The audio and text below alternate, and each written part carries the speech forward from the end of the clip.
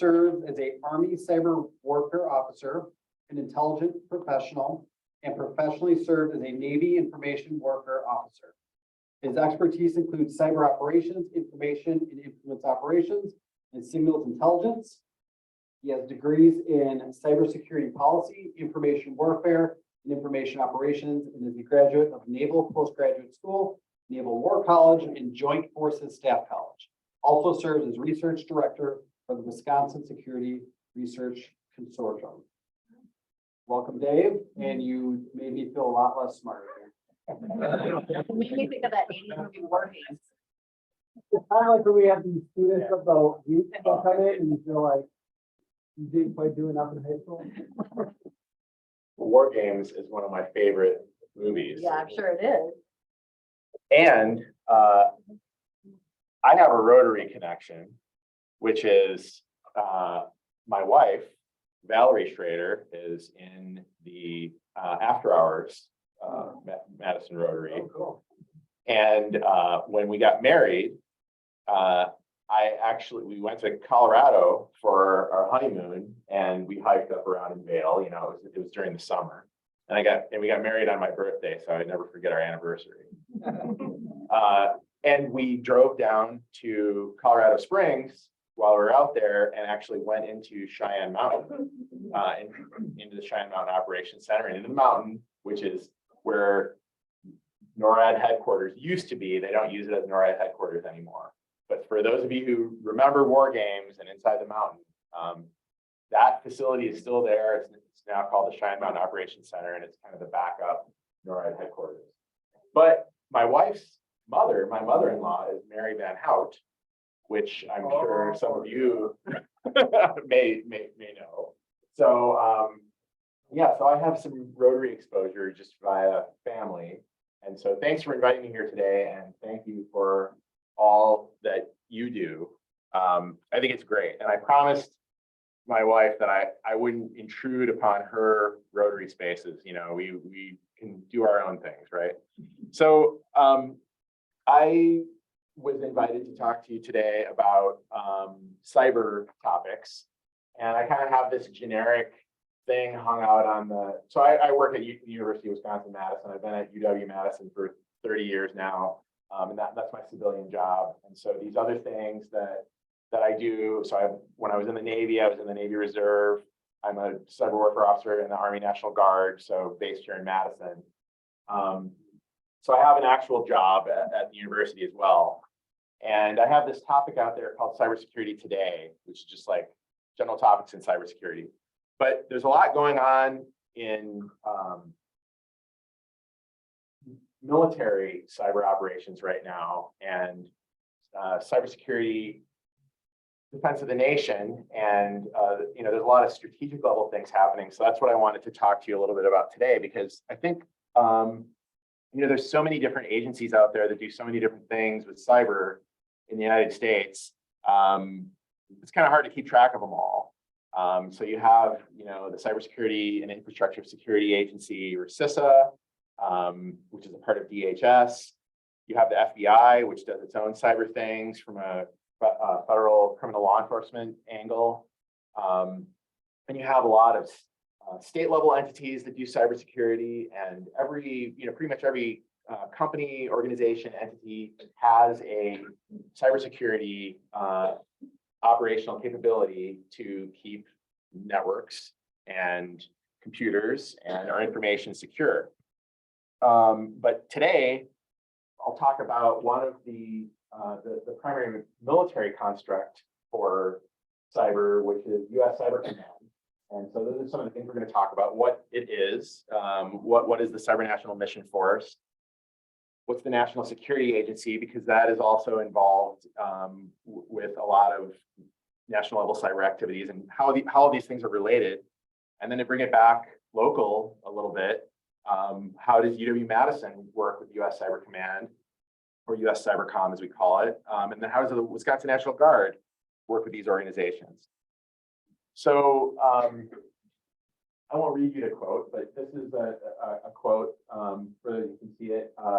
Basically, General Nakasone, who's the wears multiple hats. He's the director of the National Security Agency, he's the commander of U.S. Cyber Command, he's the chief of the Central Security Service. Is talking about how cybersecurity is national security. Cyber is really the only warfighting domain that has been completely constructed by humans. The other domains exist, land, sea, air, space, and cyber is something that we made up. But it's also a domain that we're very dependent upon for the modern world. And the more dependent you are on it, like we are, the more vulnerable you are. And so, there's a number of facts here for the cyber domain. There's the really straight stick technical stuff, like things getting hacked into, things being disabled, things being broken. And then there's the, more the cognitive domain, where you're talking about things like information operations and influence operations and social media and, kind of the, everything in between. There's a nexus of those areas, and there's a spectrum that they operate on. But the point that I wanted to bring up here is that one of General Nakasoni's comments is protecting the nation against malicious cyber activity is a whole of nation effort involving partners from industry, academia, interagency, and the Guard and Reserve. It's not just, there's not just one entity or one organization that's responsible for this. This is something that everyone's responsible for at all levels. Then I wanted to also include a comment from General Dan Hokanson, who's the chief of the National Guard Bureau. So he's the member of the Joint Chiefs who is in charge of all of our National Guard forces, Army and Air. And, he says cyber warfare is not just our future, it's our contemporary reality. And, his comments here are an acknowledgement of the fact that we have a lot of cyber expertise, deep cyber expertise in the Guard and Reserve. Active duty is not really able to retain cyber expertise in uniform because of a lot of factors. Mostly that people, as soon as they get trained, and that world, you're trained, you've just got maybe $250,000 worth of training from the military, you have a top secret clearance, you can go out and make probably 4 or 5 times as much, especially if you're a junior soldier or airman or something like that. And a lot of people do. So we retain those people in the Guard and Reserve. And that's why I wanted to include General Hokanson's comments here. So here's one of the kind of iconic pictures of National Security Agency, which is also shared headquarters of U.S. Cyber Command. It's in Fort Meade, Maryland, a little bit south of Baltimore. So Fort Meade is an Army installation, and the National Security Agency is kind of its own campus within it. And when the United States stood up U.S. Cyber Command, it was originally organized underneath Strategic Command, which is a combatant command that's responsible for all of our strategic nuclear forces. And it was a sub-unified command under Strategic Command, and it didn't take us long to realize that cyber is its own thing. It should not be organized under our nuclear forces. It should not be, sitting out, aligned with the priorities they have, in Omaha. It should really be something that rises to the level of the other military domains that we fight in, and that was how U.S. Cyber Command was born as its own command. And this is kind of what it looks like today. This used to be the Fort Meade golf course, but since it's not an Air Force base, I guess they figured they don't use golf course anymore.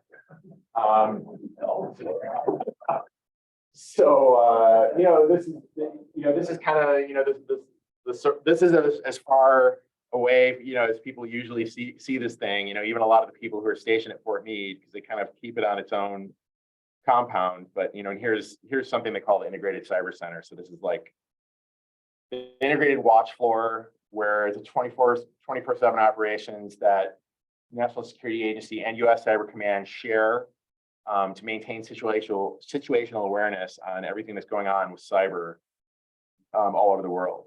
And so this is what U.S. Cyber Command does.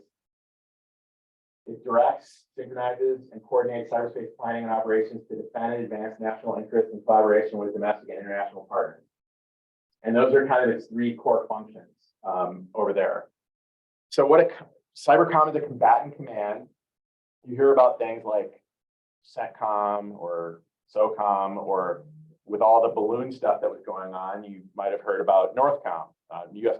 Northern Command is the combatant command that encompasses North America. And their combatant commands are organized geographically. And then there's functional commands like Cyber Command, SOCOM, which is Special Operations Command, TRANSCOM, the Transportation Command, and they're responsible for different functions. There's a 4-star general or a flag officer that heads each of these things, and they're the ultimate authority answerable to the President and the Secretary of Defense for that either geographic region or functional area that they're responsible for. And Cybercom is responsible for cyber. And so why this kind of rose up as like, I want to talk about this when I was asked to speak here is because these are the priorities that were just released for 2023 of what U.S. Cyber Command cares about. So the number one is readiness. And that's really kind of a tip of the hat to the people issue. Having a ready force that is able to meet the needs of the nation. And that's been a continuing challenge for U.S. Cyber Command, just because how much we turn people over. But number two is interesting because that's new, that we call out a nation state by itself as a priority, and it's China. Integrated deterrence means countering China in all domains: cyber, information operations, space, naval warfare, because the reality is that China has been acting in a very aggressive manner in many domains, and kind of testing the waters, so to speak, to see what they can get away with, especially as pertains to things like its neighbors, Australia, Japan, Philippines, anything in that orbit over there, and South China Sea, East China Sea, the cyber domain, espionage. A lot of the priorities that China has are countering US and Western messaging in the information domain, using cyber means to do it, using social media, using information operations tools. And these are all kind of things that are like normal activities of a nation state actor or an intelligence service. But of course, they're doing it to further their own strategic interests. And that's something that the United States and the West have to counter. Number three is operations in defense of the nation. So U.S. Cyber Command has a big responsibility in protecting U.S. military networks, but also deterring actors from attacking us generally. So even though U.S. Cyber Command only protects U.S. military networks, it protects all of us by conducting operations that deter adversary actors in cyberspace. Number four is again on recruiting and retention. So number one, you have the readiness of the standing force, and then number four, always trying to maintain the force that we have.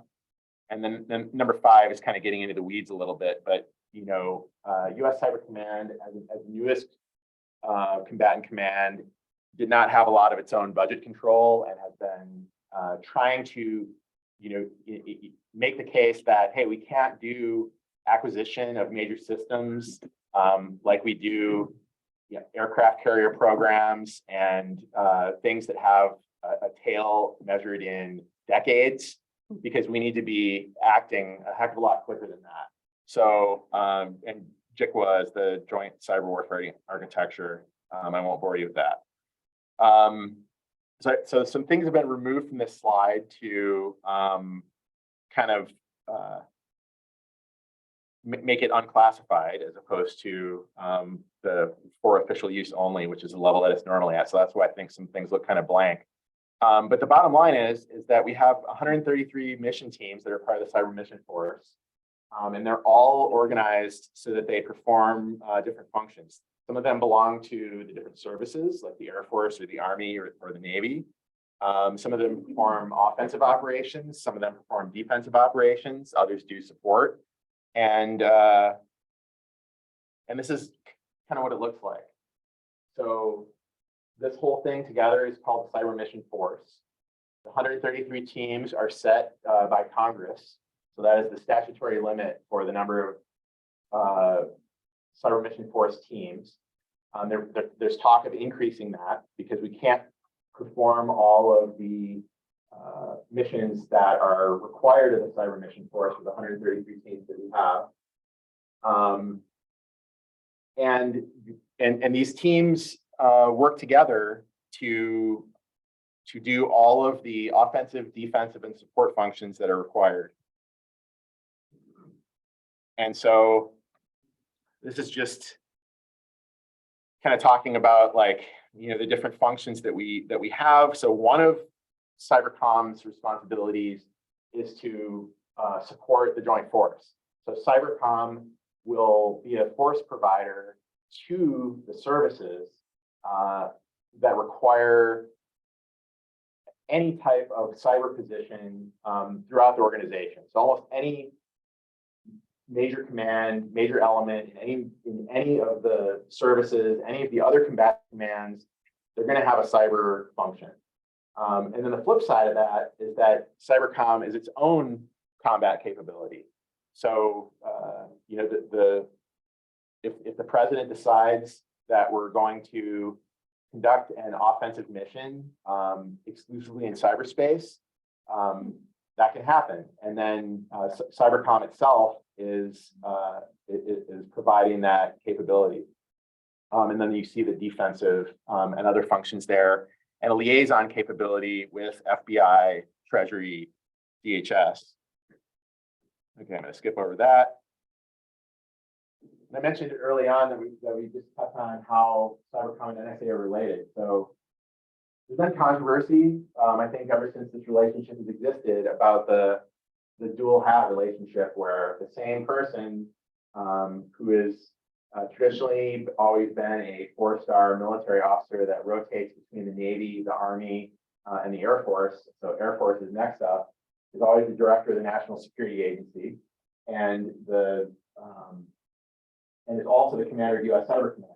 And so, I think people have opinions about this, but they're really closely related.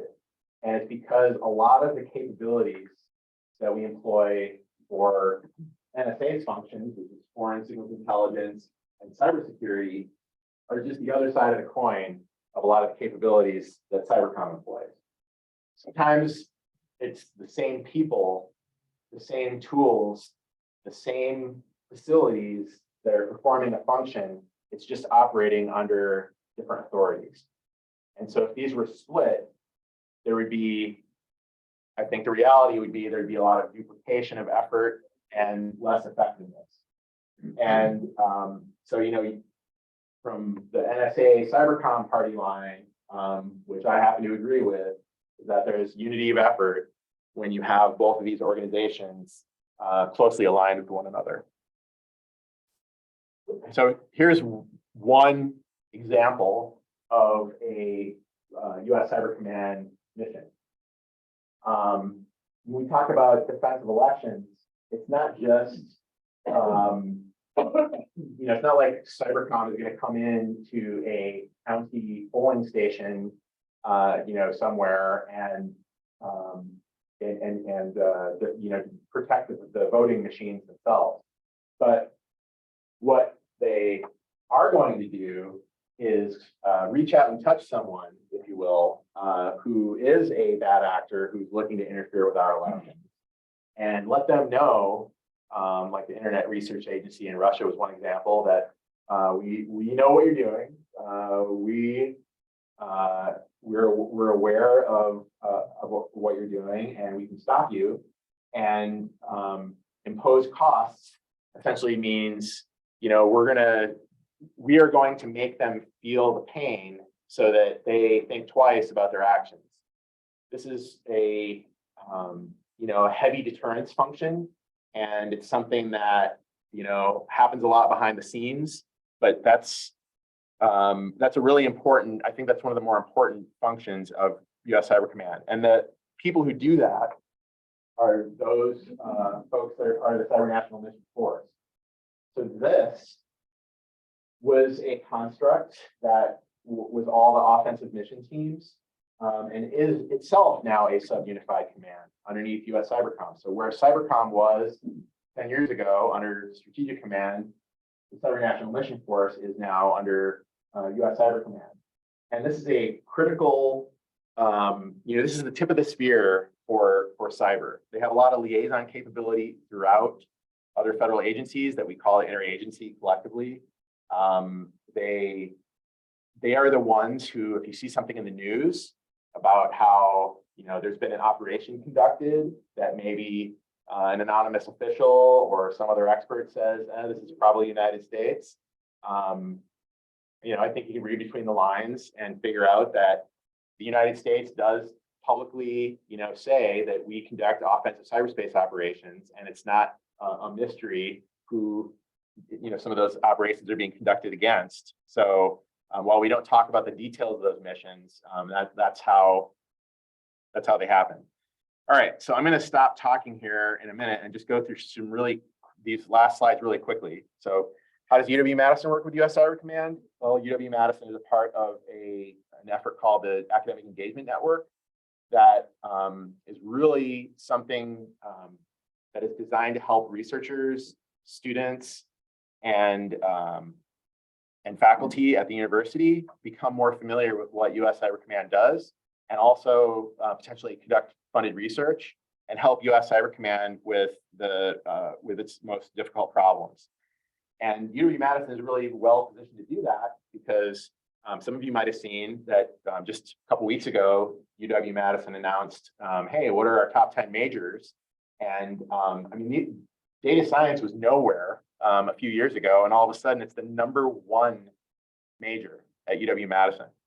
Number 2 is computer science.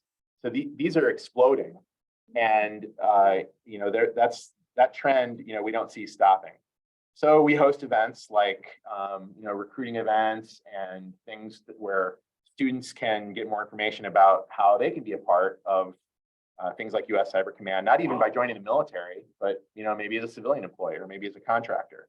And we also have faculty members like Young-Mi Kim, who's one of our political science and journalism and mass communication faculty, who's a world renowned expert in disinformation, counter propaganda, and has published volumes of original research on Russian interference in the 2016 election, and has testified before Congress and the Federal Election Commission. So she provides her expertise to the Election Security Group at U.S. Cyber Command and the National Security Agency.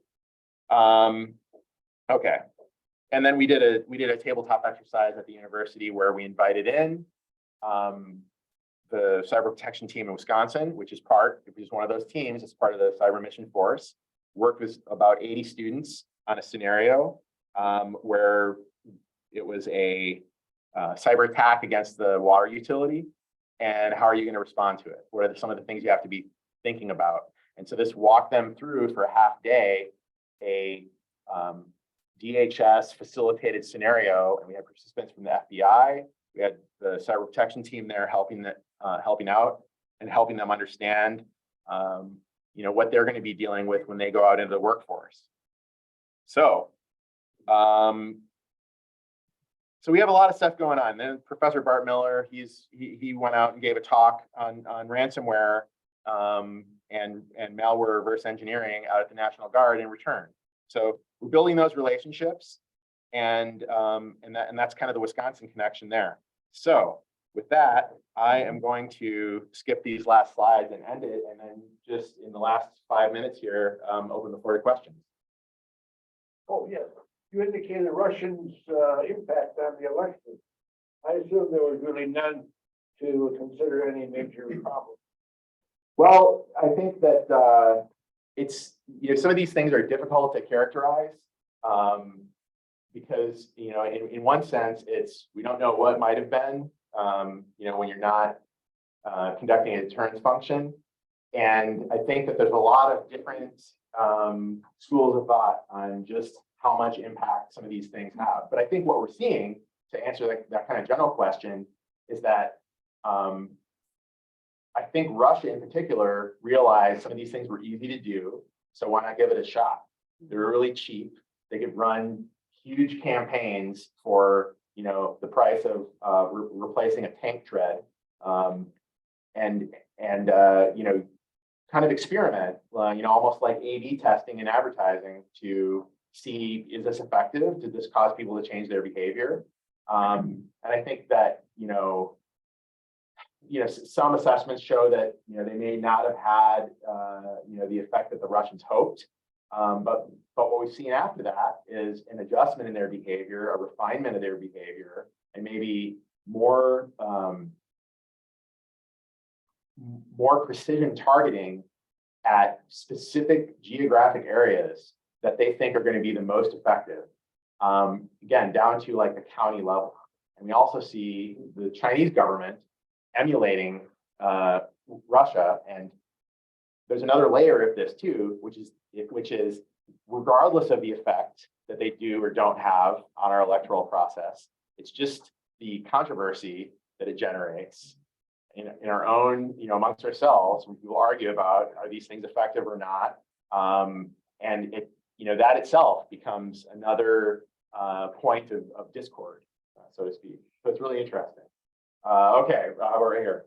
What about what thoughts on that Chinese that we got down? Oh, well, that was a intelligence gathering balloon. It was a very large payload. So just to give you an idea of the size of this balloon, the balloon itself was 150 feet in diameter, and the payload was about a ton. So this was no small thing. It was about 2,000 pounds. If you look at the unclassified photo that we released in the U2, you can see that it's got 4 propellers on it with motors, a lot of solar panels, which says high power requirements, a lot of communications collection gear. What's out in the public is that we assess that this may have been an accident, that it actually went over the whole continental United States. It was likely intended to spy on Guam and Hawaii, which, is not that that's any better, but I think when things go over the entire continental US, that makes for certainly a more provocative situation. And so, the US has been monitoring the balloon program for years. The reason why China and the US use balloons is because they're much less expensive than launching spacecraft. And they have they actually have some deeper capabilities just by being closer to the ground. So, all right, next question. How about right in front here? I'm thinking particularly about election influence, but also in broader areas. Does Cyber Command relate to misinformation in social media? Mm-hmm. So we have expertise in misinformation on social media within U.S. Cyber Command, but U.S. Cyber Command and the National Security Agency don't touch domestic systems because of their missions. So the National Security Agency is a foreign intelligence mission.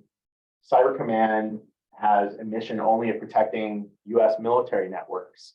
So a lot of the times, the effect that we'll be able to have with foreign disinformation on social media is kind of happens under the guise of what we call defend forward. So we're going to go out to places like maybe Eastern Europe, or we're going to send teams out to South Korea, or we're going to send teams out to where we have a presence and conduct operations that, you know, touch these actors that are behaving in a way that we don't want them to. And that's chiefly Russia, China, Iran, North Korea, and violent extremist organizations like ISIS and Al-Shabaab in Somalia, and what AQAP used to be, the Houthis in Yemen. I mean, there's a lot of actors, and each one of them is conducting influence operations. But the influence operations on social media is a big challenge. And of course, even domestic agencies like DHS or FBI interacting on those platforms is fraught, because I think it's this idea that if they're in there monitoring for foreign actors, you're kind of necessarily seeing, you're in the sea of everything with Americans too, and whose rights are protected on these platforms, at least to the extent that the government should not be interfering with them. Does it matter what nation owns the social media company? It does.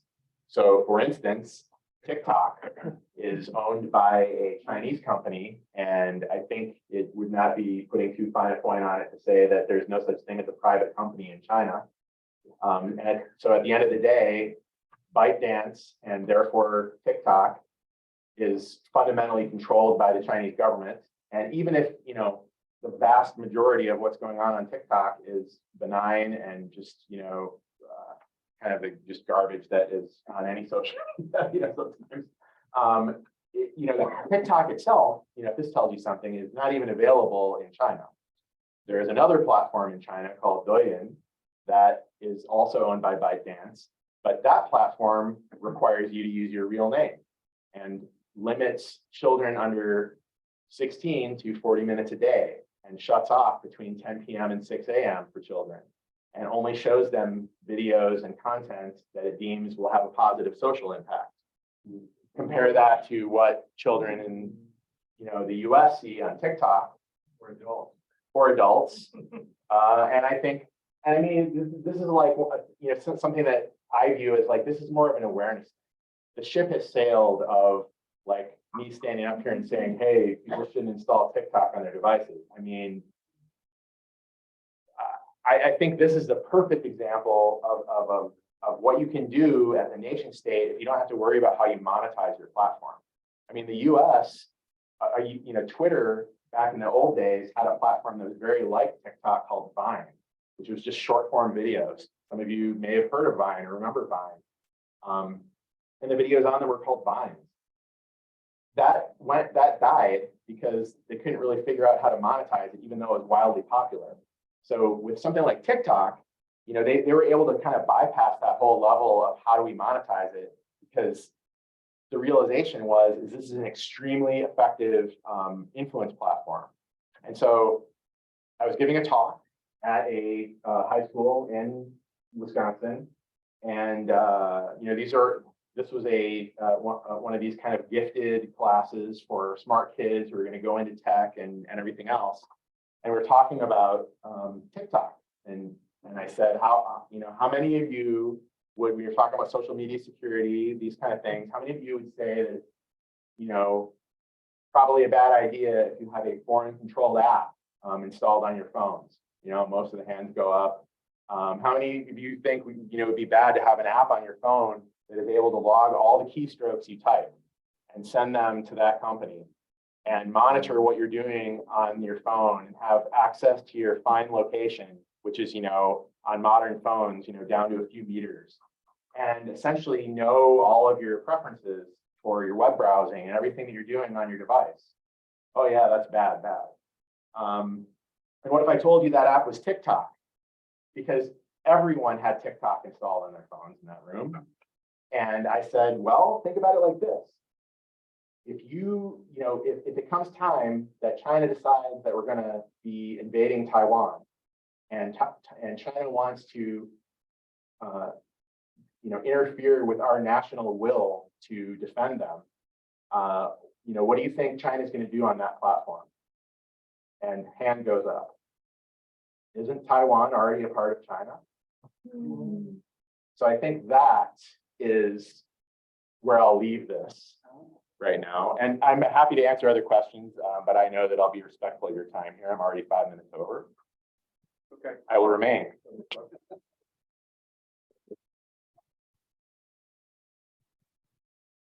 Anybody else have any other questions? Yeah, I can. Thank you for what you just said. The cyber command doesn't have you volunteer. Defense of very like the scenario. There's always been very nice.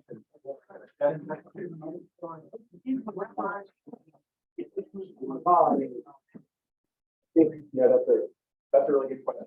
The thing with TikTok is, just one prong of a multi-pronged campaign.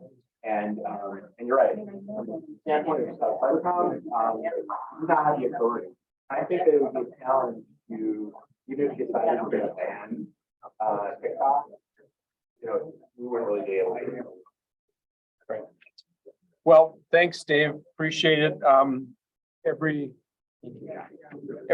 speaker we have, we make a contribution to Rotary International's and Polio Plus Fund, so you can share with your family that you made a contribution for your speech today. Oh, great. Well, thank you very much. Great. Next week we have Ray Williams and Melanie Remy from the Madison Committee on Foreign Relations will share with our club an overview of their organization and insights from recent presentations on foreign relations. Thank you for being present and in person and on Rotary and online, and have a great Rotary week, everybody.